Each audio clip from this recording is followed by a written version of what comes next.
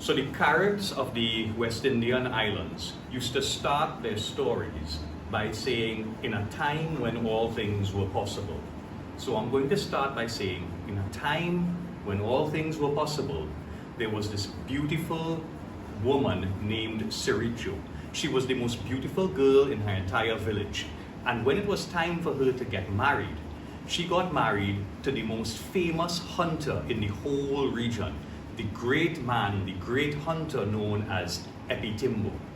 Now, Siritjo and Epietembo became husband and wife, and they were living together as a normal Carib family. One day, Siritjo was planting her cassava plantation. So she was off on her own, planting her cassava, when something strange happened. She was approached by a tapir. Now, a tapir is a large mammal, right? One of the largest mammals that existed in that part of the world. And the tapir came slowly up to her and started speaking. Because you see, the tapir wasn't just a regular animal. It was a man named Maipuri who had transformed himself into the form of a tapir just so that he could approach her. Siritjo was the most beautiful woman in the entire area, and he very much wanted to meet her and wanted to talk to her. So day after day, every day, Maipuri, in the form of the tapir, would come and speak to Siritjo every day as she was working her cassava field. And they would speak and they would converse and they would get closer and closer, until one day, Maipuri asked her what he really wanted to ask. He asked her to run away with him, to go towards the east, to head towards the point where the sky meets the earth. And he said there he could transform himself back into a human being, and they could escape into the sky and live together as husband and wife forever. Siritjo said, "No, I am married. I have a husband. I am married to the great Epietembo.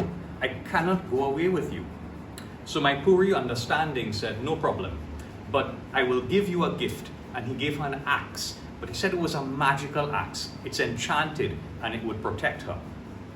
One day, sometime after, Epietembo and Siritjo headed out to collect avocado pears and to collect firewood. Epietembo said he would climb the tree and he would collect the avocados, and Siritjo would use the axe to collect the firewood down on the forest floor. So Epietembo climbed up the tree and Siritjo started collecting the firewood. But the axe started speaking, and it started telling her, "I want to cut, I want to hurt something." And Siritjo was alarmed. She told Epietembo, "The axe is speaking to me." He said, "Don't worry about it. It says that sometimes." But he started coming back down from the tree. And as Epietembo came down from the tree, Siritjo, consumed by a sort of madness, swung the axe and chopped his leg off clean under the knee. Epietembo fell to the ground, his leg bleeding. Siritjo ran. She ran towards the east, ran off, hoping to be off with Maipuri at the end of the world. Epietembo, struggling, bleeding on the ground, he plucks an eyelash and blows it into the wind, and it turns into a beautiful bird. He tells the bird to go back to the village. The bird flies all the way back to the village and screams out Epietembo's name. He finds Epietembo's mother. Epietembo's mother rushes to the forest to look for her son and finds him bleeding on the floor. She wraps up his wound, nurses him back to health. She gives him a stick so that he could walk on his one leg. And Epietembo says, "I need to find my wife. I need to find my wife." But the rains had come and the ground was muddy. And Epietembo, a great hunter, a great tracker, but even him could not follow in the tracks of his wife with all the mud. But he never stopped searching. He searched in every single direction until one day he noticed a sapling of an avocado tree growing. Now he remembered he and his wife were collecting avocados, and he knew she had avocados with her and would have eaten them along the road and discarded the seeds. And that's why this avocado sapling was growing. So he knew which direction she went, so he started following eastwards, heading towards the east, and he saw another avocado tree and another avocado tree, and he knew he was on the right track. He kept moving towards the east, day after day, until eventually far in front of him, he saw the shapes he was looking for. His wife Siritjo speaking to the tapir, Maipuri. And he started moving towards them. Maipuri wanted to defend his woman. Maipuri came after him. But Epietembo is a hunter with spear and with bow. And they fought and they clashed. But Epietembo slayed Maipuri, cut his head off, and turned to his wife and said, "Come back with me."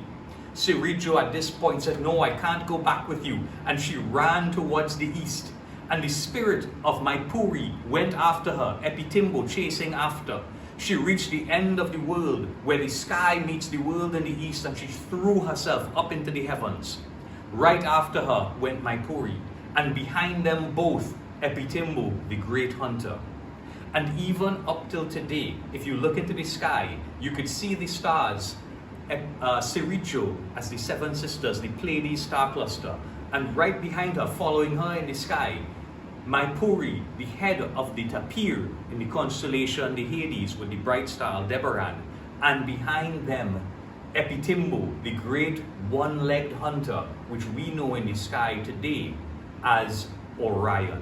And they eternally follow each other across the sky, day after day, night after night, year after year. When they come into the sky, we have the various seasons. The seasons for planting the cassava, the seasons for picking the avocado, the seasons for reaping your fields. So we know when they are in the sky, what is happening on earth. When are the rains going to come? When is it going to be dry? When to plant? When to reap?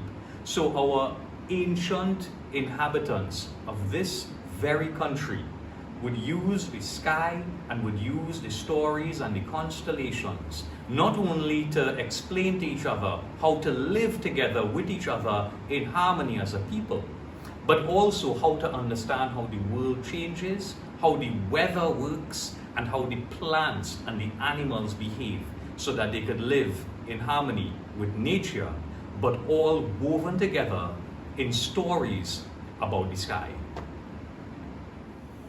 My name is Isa Mohammed from the Caribbean Institute of Astronomy, and our mission is the growth and development of astronomy throughout the Caribbean. You could find out more about us on our website, caribbeanastronomy.com. You could find our Facebook group, Karina, on Facebook, and we're on Instagram as well. Our next big event we have upcoming is our annual Star Party held in Chagaramas. That'll be on April 5th. So if you guys are interested in attending, you can check out our Facebook group, Karina, or you could find tickets on ticketgateway.com. Just search for Karina Star Party 2025.